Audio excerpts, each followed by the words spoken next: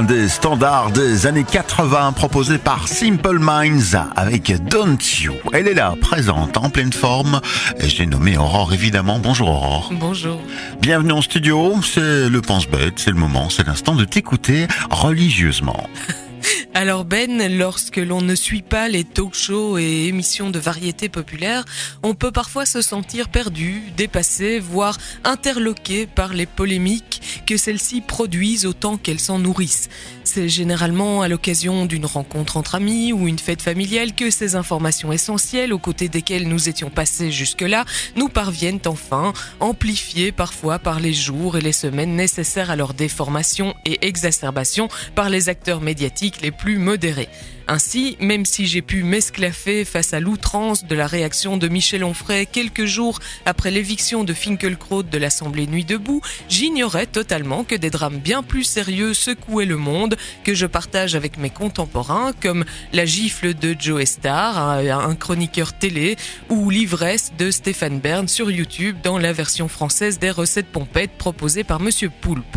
Quelle perte, tu l'avoueras, de n'avoir pas pris part plus tôt à ces débats passionnants, toujours modérés et ne véhiculant que des arguments intelligents.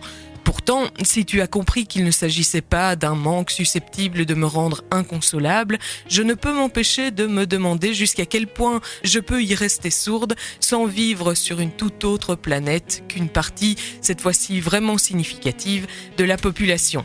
Il en est d'ailleurs de même des frasques des stars de télé-réalité ou de la dernière vidéo virale sur Facebook.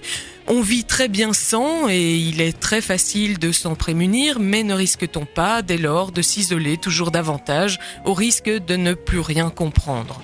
Non mais allô quoi, tu prétends analyser la société mais tu ne sais même pas qui est Nabila ?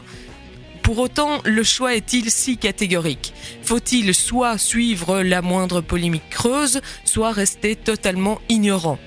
Évidemment pas. Le fait est que rien ne ressemble plus à un clash sur un plateau dont on n'est pas couché qu'un débat stérile sur Canal+, et la starlette du moment incarne le même stéréotype que celles qui l'ont précédé. Du coup, sans trop de remords, il est parfaitement imaginable de rester une personne consciente des enjeux du moment sans connaître les détails des derniers potins dont se nourrissent les médias.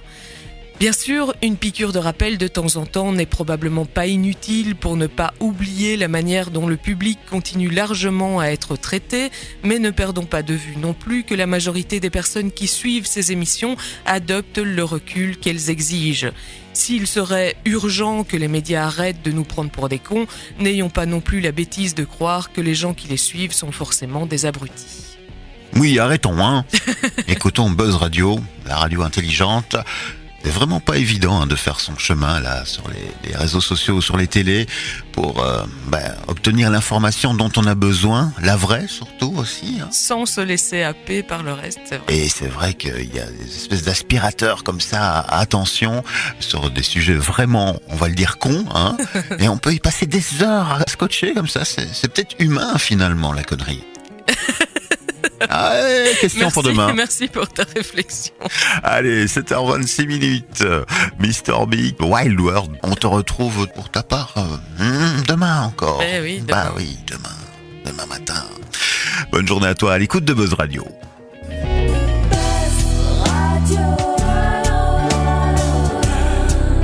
Buzz Radio, juste pour vous.